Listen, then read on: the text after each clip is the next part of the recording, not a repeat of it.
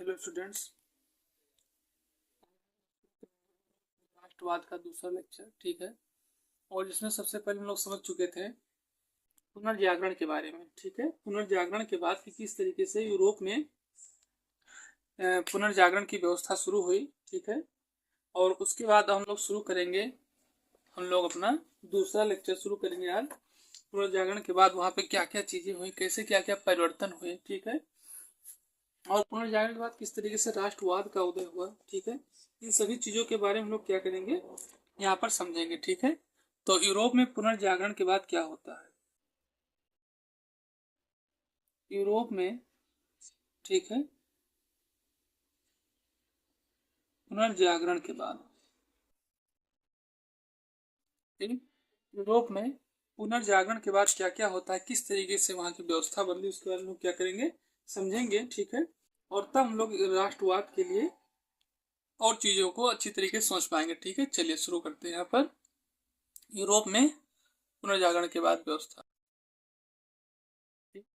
तो हम लोग यहाँ शुरू करते हैं। पुनर्जागरण के बाद में यूरोप में क्या हुआ, बहुत सारे बदलाव हुए, ठीक है। बहुत सारे बदलाव, जैसे महत्वपूर्ण बदलाव हुए। महत्वपूर्ण बदलाव में जैसे कौन से धर्म में सुधार हुआ, ठीक। धर्म में सुधार, ठीक है। धर्म सुधार में धर्म में सुधार तो हुआ, लेकिन उसके कारण क्या, उसके कारण उसको सुधारने के लिए आंदोलन शुरू करना पड़ा। क्या शुरू करना पड़ा, आंदोलन शुरू करना पड़ा। साथ साथ और जो सुधार हुए वो वैज्ञानिक क्रांति आई, ठीक। वैज्ञानिक क्रांति आई, इसी के साथ में औद्योगिक क्रांति भी आई, ठीक है। औद्योगिक क्रांति भी आई, ठीक। औद्योगिक क्रांति के बाद में साम्राज्यवाद का उदय हुआ। ये बहुत बड़ी बात है, क्या, साम्राज्यवाद का उदय का युग शामिल था, साम्राज्यवाद का युग शामिल था, ठीक है। ये यूरोप में पुनर्जागरण के बाद ये सारी व्यवस्थाएं धीरे धीरे क्या हुई, अपने आप सुधरने लगी, ठीक है। जिसमें धर्म का सुधार हुआ, ठीक है। कि पहले सब लोग एक ही धर्म के और उसी मतलब सिर्फ धर्म के ही अनुयायी रहा करते थे। वैज्ञानिकों की क्रांति शुरू हो गई वहां पर। वैज्ञानिक आप तो सुने होंगे, ये इंग्लैंड के और यूरोप के बहुत अच्छे अच्छे वैज्ञानिक थे, ठीक। औद्योगिक क्रांति में भी क्या हुआ, बहुत सारी चीजें शुरुआत में आ गई, ठीक। अब धीरे धीरे इसमें समझेंगे हम लोग। और साथ ही इसमें ये चीजें तो शामिल है, और साथ में आधुनिक युग की नींव भी रखी गई। आधुनिक युग का शुरुआत हुआ, आधुनिक युग की शुरुआत, ठीक। आधुनिक युग की क्या हुई, शुरुआत हुई, ठीक है। अब देखिए, अब हम लोग एक एक टॉपिक को थोड़ी थोड़ी तरीके से समझेंगे। जैसे पहले समझेंगे धर्म सुधार के बारे में, ठीक है। क्या समझेंगे, धर्म सुधार किस तरीके से हुआ, ठीक, इसके बारे में समझते हैं, चलिए। तो धर्म सुधार में बताया था कि 16वीं शताब्दी से, ठीक है, 16वीं शताब्दी में लोग कैथोलिक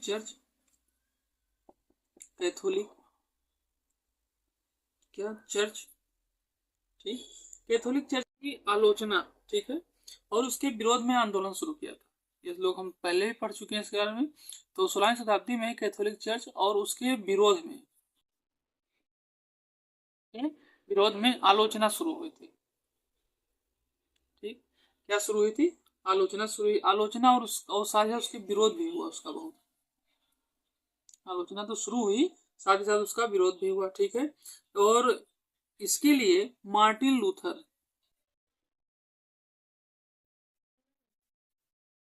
मार्टिन लूथर जो थे, ठीक है, उन्होंने एक बहुत महत्वपूर्ण काम किया, बाइबल का अनुवाद किया। क्या किया, बाइबल का अनुवाद किया। अनुवाद मतलब कि ट्रांसफर किया दूसरी भाषा में, कि इससे लोग आसानी से पढ़ सकें, ठीक है। और बाइबल का जब अनुवाद किया तो उसके कारण बाइबल के जो विचार थे, ठीक है, और उसकी जो समझ थी, ठीक, उसकी जो क्या थी, समझ, ठीक, उसकी जो समझ थी वो चीजें क्या होने लगी, विकसित होने लगी, ठीक है। तो इस तरीके से धर्म के सुधार में बहुत सारे परिवर्तन होने लगे। क्योंकि 16वीं शताब्दी में कैथोलिक चर्च का जब विरोध होने लगा तो मार्टिन लूथर ने वहाँ की जो बाइबल थी, मतलब जो बाइबल पुस्तक धर्म ग्रंथ होती है, ठीक है, उसमें क्या किए, उन्होंने उसका दूसरी भाषा में क्या कहते हैं उसको ट्रांसफ़र किया दूसरी भाषा, जिससे लोगों को पढ़ने में आसानी हो और साथ साथ उस धर्म के बारे में जान सकें, उनके विचार आए उस धर्म के बारे में और उसको समझ सकें। ठीक है, तो ये था उनका धर्म सुधार आंदोलन। हम लोग समझेंगे वैज्ञानिक क्रांति कौन कौन सी हुई। ठीक है, चलिए आगे बढ़ते हैं। तो यहाँ पर हम लोग समझेंगे अब वैज्ञानिक क्रांति के बारे में। ठीक है, कि वैज्ञानिक क्रांति किस तरीके से धीरे धीरे होने लगी। ठीक, तो लोग बताया जाता है कि वैज्ञानिक क्रांति जो हुआ वो लोगों की जिज्ञासा से, किससे, लोगों के अंदर जिज्ञासा से वैज्ञानिक क्रांति की शुरुआत हुई। ठीक, कि किस तरीके से किसी चीज की उत्पत्ति की जाए। ठीक, और तर्क की भावना, तर्क की भावना बढ़ने लगी। ठीक है, और जिसके कारण से वैज्ञानिक शुरुआत हुई। ठीक है, अब इसमें एक वैज्ञानिक बता रहे हैं आपको, मेरिनर कंपास जैसे आविष्कार हुए। ठीक है, और साथ ही साथ इसमें भूगोल के भी क्षेत्र में बहुत ही ज्यादा आविष्कार, भौगोलिक खोज भी हुई। ठीक, तो इन सब तरीकों को देखते हुए धीरे धीरे क्या हुए, बहुत सारे परिवर्तन होते चले गए। ठीक, औद्योगिक क्रांति में भी यही तरीके से हुआ। पुनर्जागरण के बाद में औद्योगिक क्रांतियों में भी उत्पादन को नए नए तरीके मिले, जिससे लोग उत्पादन करना तेजी के साथ और ज्यादा तेजी के साथ विकास करना लगे। ठीक है, समाज साम्राज्यवाद की पुनर्जागरण के बाद में साम्राज्यवाद की भी व्यवस्था ठीक ठाक हो गई। ठीक, साम्राज्य स्थापित करना लगा। ठीक, साम्राज्य मतलब इस तरीके से कि जनता का साम्राज्य। ठीक है, जनता का साम्राज्य धीरे धीरे क्या होने लगा, आगे बढ़ने लगा कि जनता जिसको चुने, ठीक है, वही क्या हो, राजा के रूप में बैठे। ठीक है, और ये सारी व्यवस्था अब धीरे धीरे यूरोप के 44 और 45 जो देश हैं उसमें क्या होने लगे, बढ़ने लगी। ठीक है, और ये देखते देखते कई सारे देशों में बढ़ गया। ठीक, क्योंकि यूरोप में करीब 44, हाँ 44 देश हैं यूरोप में। ठीक, तो इस तरीके से सभी देशों में मतलब वहाँ के जो देश थे और उसमें भी क्या होगा, पुनर्जागरण की व्यवस्था शुरू हो गई। ठीक, और इसमें सबसे पहली चीज बताया कि यूरोप का जो पहला आपका देश है, ठीक है, वो होता क्या, पुर्तगाल। ठीक, पुर्तगाल जो है वो यूरोप का पहला देश है, ध्यान रखिएगा इसको। ठीक है, हाँ, चलिए अब आगे बढ़ते हम सब। ठीक है, अब इसी में ये तो होगा पुनर्जागरण, और पुनर्जागरण के बाद में अब क्या क्या चीजें बदली। ठीक है, तो आपको बता ही दिए। अब उसके बाद ये राष्ट्रवाद का उदय किस तरीके से होता है पुनर्जागरण के बाद में। ठीक है, इसको हम लोग इसमें क्या करेंगे, समझेंगे डिटेल से। ठीक है, चलिए तो अब हम लोग समझेंगे कि किस तरीके से पुनर्जागरण और राष्ट्रवाद में किस तरीके से धीरे धीरे लोग मतलब पुनर्जागरण के बाद राष्ट्रवाद की तरफ बढ़ने लगे। तो इसकी शुरुआत होती है सबसे पहले फ्रांसीसी क्रांति से। ठीक है, कहां से शुरुआत होती है, फ्रांसीसी क्रांति से। फ्रांसीसी क्रांति और राष्ट्र का विचार। ठीक है, ये टॉपिक है। ठीक है, फ्रांसीसी क्रांति और राष्ट्र का विचार। तो यहां से इसकी शुरुआत होती है और किस तरीके से क्या क्या इसमें परिवर्तन होता है, इन सब चीजों को समझेंगे। तो सबसे पहली चीज बताई जाती है इसमें कि राष्ट्रवाद, ठीक है, राष्ट्रवाद पहली एक ऐसी व्यवस्था थी, ठीक, पहली अभिव्यक्ति थी, ध्यान रखिए इसको, अभिव्यक्ति। ठीक, जो कि 1789 से 89 में फ्रांसीसी में क्या हुई थी, क्रांति के साथ शुरू हुई थी। फ्रांस की क्रांति के साथ में, क्रांति के साथ शुरू हुई। ठीक, शुरू हुई थी। ठीक है, और हम लोग को पता भी है कि 1700 जो फ्रांस की क्रांति लुईस 16वें के उसमें हुई थी, तो वो एक तरीके के कौन से राजा थे? वो एक तरीके के निरंकुश राजा थे। निरंकुश, निरंकुश मतलब क्या? जिसपे किसी का भी अंकुश ना हो, ठीक, वही होता है निरंकुश। मतलब इस पे जनता का, ठीक है, कोई भी अंकुश ना हो। मतलब अंकुश मतलब क्या? कोई रुकाव ना हो, कोई रोक टोक ना हो।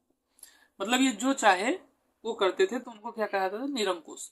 और इसी के कारण से लोग उनको पसंद नहीं करते थे, ठीक। इसमें निरंकुशता की सबसे बड़ी बात क्या थी? इसमें निरंकुशता की जब देखा जाए सबसे बड़ी बात थी तो वो था उनका कर, ठीक, जो कि उनपे जबरदस्ती हर एक तरीके से मकर जाल की तरह लगाया जाता था, ठीक, जिसमें वो वहां की भोली भाली जनता धीरे धीरे फंसती चली जाती थी, ठीक। तो इस तरीके से निरंकुशता वहां पर फैलने लगी। और साथ ही साथ कैथोलिक चर्च का जो था बहुत ही बड़ा साम्राज्य था, जिसको वही जो कि नियम को बनाते थे और वही नियम को खत्म करते थे, ठीक। मतलब अपने अनुसार जो उनको अच्छा लगे वो नियम बनाए और जो अच्छा ना लगे उसको खत्म करते। मतलब जनता के अनुसार नहीं, जनता उसमें चाहे परेशान हो या भूखमरी से परेशान हो, ठीक, इस तरीके से। तो धीरे धीरे वहां पर इन सब चीजों को देखा गया, ठीक, और तब वहां पर क्रांति की शुरुआत हुई, ठीक है।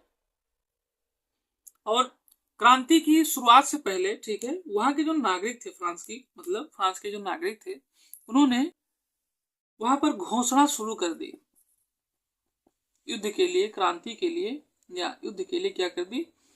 घोषणा शुरू कर दी, ध्यान रखिएगा, ठीक।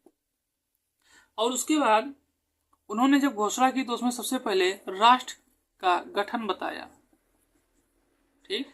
इसमें उन्होंने क्या बताया? राष्ट्र का गठन, ठीक, कि युद्ध हो या क्रांति हो तो उसके बाद राष्ट्र का गठन होना चाहिए, ठीक है, यानी कि जिसमें जनता का शासन हो, ठीक है। किसका शासन हो? जनता का शासन हो, ठीक है। अब आगे फिर क्या बताया जाता है इसी में, ठीक है, कि प्रारंभ से ही, ठीक, फ्रांसीसी क्रांतियों ने एक ऐसे कदम उठाए जिससे लोगों में सामूहिक पहचान की भाव पैदा हो सकती थी, ठीक। इसको समझेंगे क्या चीजें बता रहे हैं, ठीक है। चलिए आगे बढ़ते हैं। तो इसमें बताया गया इस लाइन में, ठीक है, कि जब आगे कभी भी जनता का शासन हो, ठीक है, जनता का क्या हो?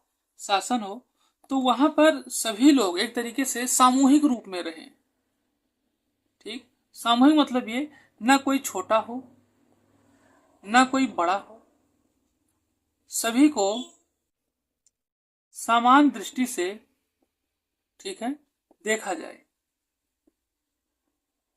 ठीक। सभी को क्या किया जाए? समान दृष्टि से देखा जाए, ना कोई छोटा हो ना कोई बड़ा हो, ठीक है। और उनको सामूहिक पहचान हो, मतलब सामूहिक उनकी पहचान हो और सामूहिक भाव हो। इन सब चीजों के लिए ही राष्ट्रवाद लोग चाहते थे, ठीक है, जिससे उनके अंदर सामूहिक पहचान हो, सामूहिक भाव हो। इन सब चीजों को देखते हुए क्या हो? राष्ट्र भाव को लोग क्या करते थे? चाहते थे, ठीक। अब इसके बाद फिर आगे क्या बताया जाता है कि जो वहां की पितृभूमि हो, ठीक है, उन नागरिक जो वहां हो, ठीक है, उनके जो विचार हो वो तरीके से संयुक्त रूप में हो। मतलब अगर कोई जो व्यक्ति वहां पर पहले से मौजूद है, ठीक है, जो फ्रांस का जो कोई भी व्यक्ति है वो वहां पे पहले से मौजूद है, तो वहां की जो उनकी भूमि है, मातृभूमि है, ठीक है, उसके लिए वो क्या हो? सजग रहें, सतर्क रहें, ठीक है। और साथ साथ उनके जो विचार हो और संयुक्त और समुदाय के रूप में, संयुक्त समुदाय मतलब कि जिस समुदाय के हों या जिस जात के हों, ठीक है, वो सब क्या करें? एक तरीके से समूह में रहा करें, ठीक। फिर आगे बताया जाता है जिसके कारण उन्होंने एक ऐसी चीज की व्यवस्था की जिससे उन्हें समूह में बांधा जा सके, ठीक है, समूह में बांधा जा सके मतलब कि एक पहचान दी जा सके। जैसे हम लोग के देश में भारत देश में हर एक तरीके से अलग अलग हम लोग की क्या है? पहचान है। मतलब हम लोग की क्या, मतलब राष्ट्रीयता की जो पहचान है, जैसे कि इस तरीके से, जैसे भारत का राष्ट्रीय कमल, ठीक है, वो राष्ट्रीय फूल कमल है, ठीक। तो वो भी एक तरीके से राष्ट्र के लिए बताया गया है कि सभी के लिए कमल क्या है? महत्वपूर्ण है, ठीक। जैसे राष्ट्रीय का ध्वज, ठीक है, झंडा, ठीक, इसी तरीके से वहां पर भी फ्रांस में भी एक ऐसे झंडे और तिरंगे का निर्माण किया गया, ठीक है, जिससे सभी लोग उसको सम्मान दृष्टि से देखें, सभी को समूह के रूप में बांधे, ठीक है, और सभी उसी का अनुसरण करें, ठीक। तो इस तरीके से इन लोगों ने इस चीज को सोचा कि जब नई नई चीजें आए तो उसमें सामूहिक रूप रहे, ये ना हो कि उसमें की भेदभाव भी हो जाए, जिसके कारण से जो समस्या आज झेल रहे हैं वही समस्या बाद में फिर झेलनी पड़े, ठीक। तो इन सब चीजों को देखते हुए उसमें बहुत सारी चीजों का क्या हुआ, परिवर्तन होने लगा, ठीक। और फिर एक लास्ट में एक नया फ्रांसीसी झंडा तैयार किया गया, एक नया झंडा फ्रांसीसी तैयार किया गया। तो यहां पर उन्होंने एक नया फ्रांसीसी झंडा तैयार किया, ठीक। फ्रांसीसी झंडा तैयार किया, जिसे अपने यहाँ पे तिरंगा है, ठीक। इस तरीके से उन्होंने क्या किया, एक झंडे का निर्माण किया, और जिसने पहले की जो राष्ट्रध्वज थी उसकी जगह ले ली, ठीक। फिर धीरे धीरे और सारे परिवर्तन होते चले गए, ठीक। अब हम लोग जानेंगे स्टेट जनरल के बारे में, ठीक है। किसके बारे में जानेंगे, स्टेट जनरल के बारे में, ठीक है।